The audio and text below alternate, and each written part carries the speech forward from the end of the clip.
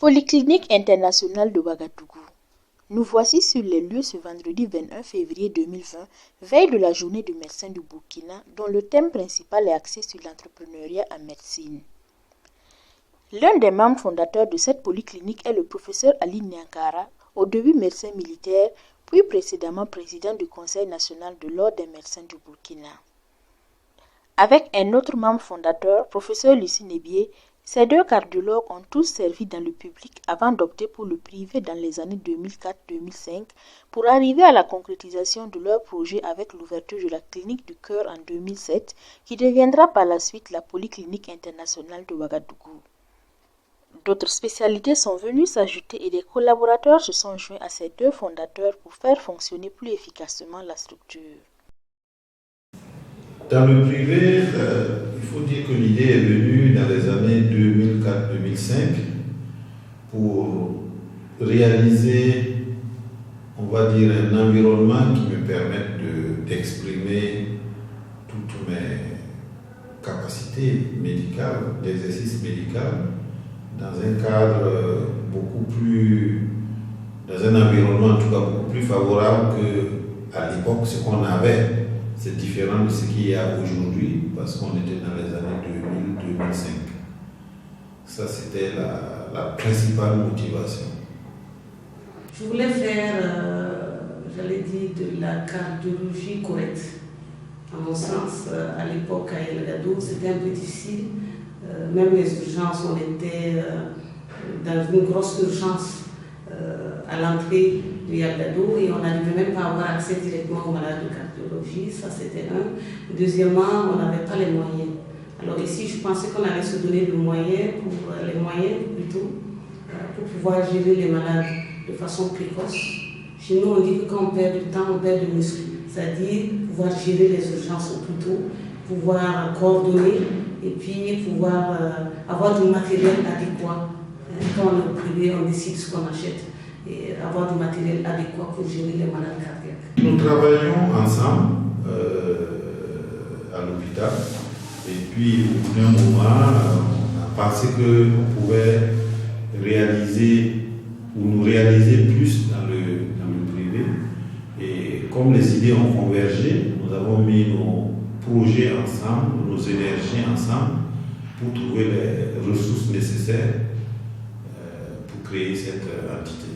Tout début est difficile et être médecin et chef d'une entreprise sanitaire l'est encore plus dans la mesure où il faut plus de détermination et des efforts au quotidien. Il fallait avoir la confiance d'au moins une banque pour vous prêter le minimum sans que vous n'ayez forcément les garanties qui sont réclamées souvent.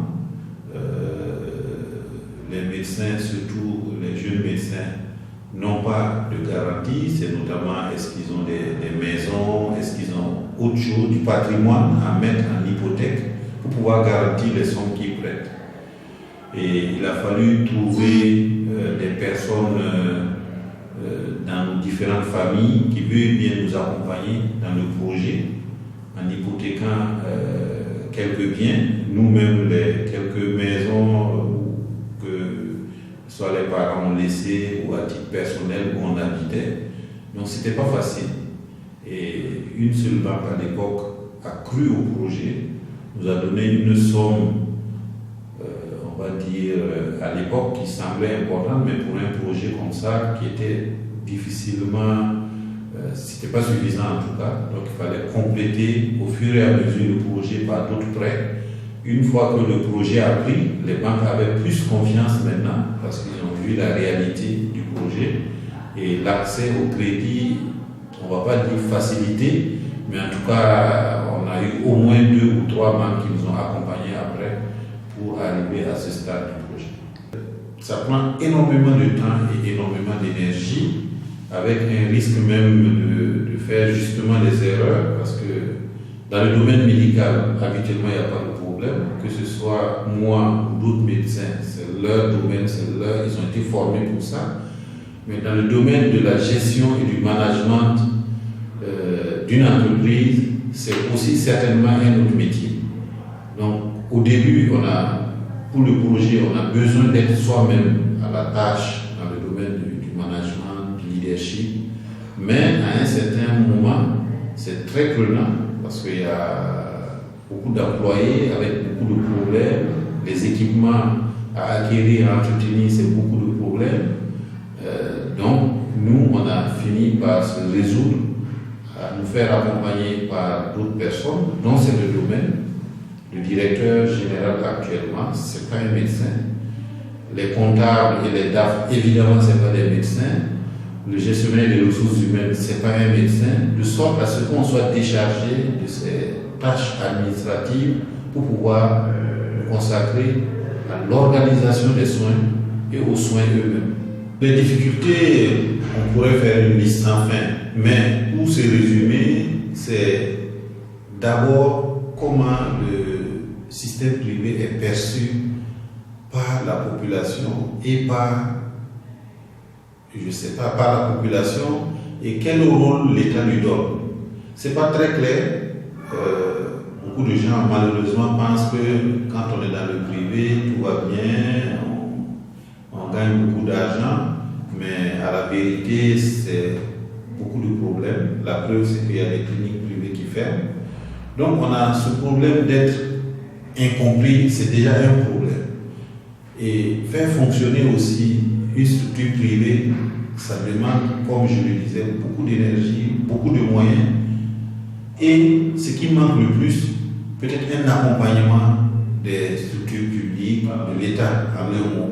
Et cet accompagnement, il est insuffisant. Il est réellement insuffisant.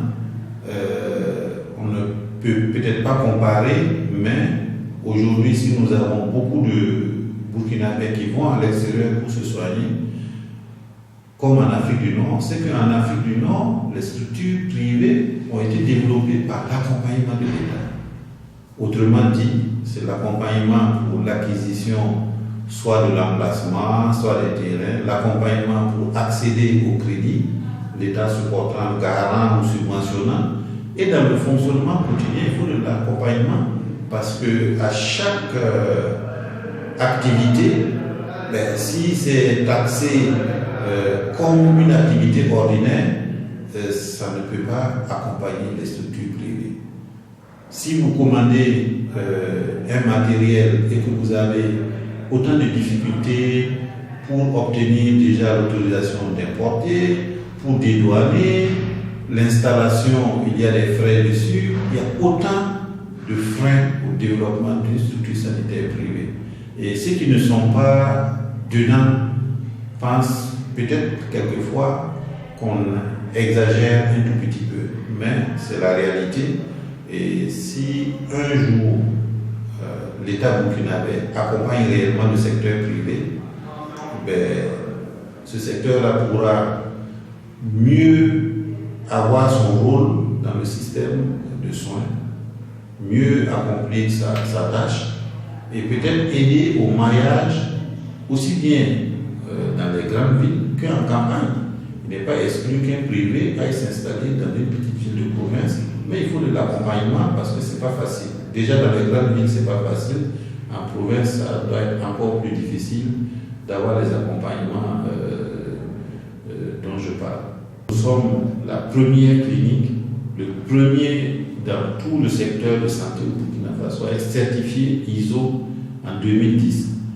C'était une norme 9001-2008 qui est passée en 9001-2015 et nous avons toujours suivi les procédures, les recommandations et nous sommes certifiés depuis 2019 selon la nouvelle norme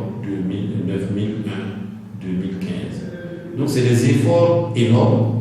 Pour être certifié, c'est beaucoup de travail, beaucoup d'autocontraintes et ça demande aussi des moyens financiers parce que ça va de la propreté du sol, la propreté du linge, l'usage de matériel stérile à usage unique. Donc c'est des coûts supplémentaires, mais à la fin c'est satisfaisant. S'associer pour faire de la médecine était capital pour ces médecins qui voyaient en cela une complémentarité et surtout une manière d'être plus opérationnel et plus proche des patients.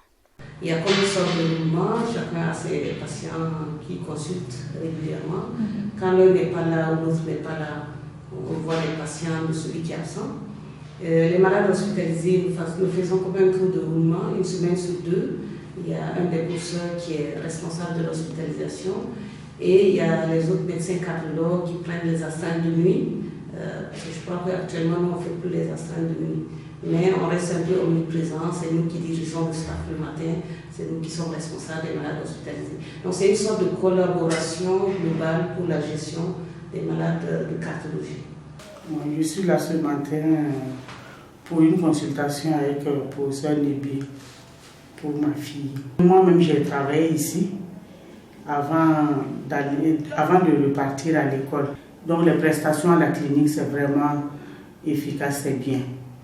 Donc je fréquente la clinique depuis 2010. Il faut être rigoureux, il faut programmer les choses, il faut savoir être à l'écoute, aussi bien du personnel que des patients. C'est un autre monde en réalité.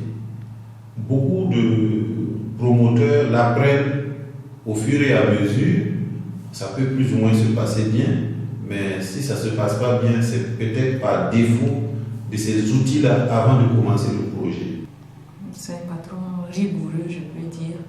Il aime le travail bien fait. Quand il donne une consigne, il vient après contrôler si c'est fait comme il l'a dit. C'est aussi quelqu'un de très disponible. On arrive à le joindre peu importe l'heure. Et à chaque fois qu'il a été nécessaire, il se fait déplacer.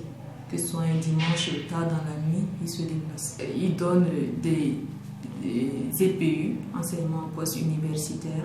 J'ai pu apprendre beaucoup de choses avec lui. On a eu 2 depuis que je suis là. Et c'est bien. L'idée de se mettre à plusieurs, c'est toujours bien parce que ça permet que toute la responsabilité ne soit pas sur un seul médecin. En venant ici, moi je trouvais que ça allait être mieux, pouvoir avoir accès rapidement à son patient, pouvoir le gérer correctement, avoir le matériel pour le gérer, être à son chevet quand je veux parce qu'il n'y aura plus beaucoup de patients comme... C'est un choix d'aller dans le privé, mais quand on fait ce choix-là, il faut avoir confiance en soi-même, il faut se battre de manière honnête et transparente. Et le travail acharné là finit par payer. Et il faut s'entourer des outils dont j'ai parlé. Il faut écouter les conseils des prédécesseurs, pas seulement dans le domaine médical, parce que l'entreprise, c'est une entreprise. On peut avoir des échanges très fructueux avec une entreprise qui est dans le bâtiment ou qui fait des routes, parce que la problématique des ressources humaines, de la gestion des biens d'une entreprise, certains problèmes sont transversaux. Donc il faut bien s'entourer des outils, être à l'écoute, et bon, le reste c'est vraiment le courage, la persévérance, et il n'y a aucune raison que ça ne marche pas.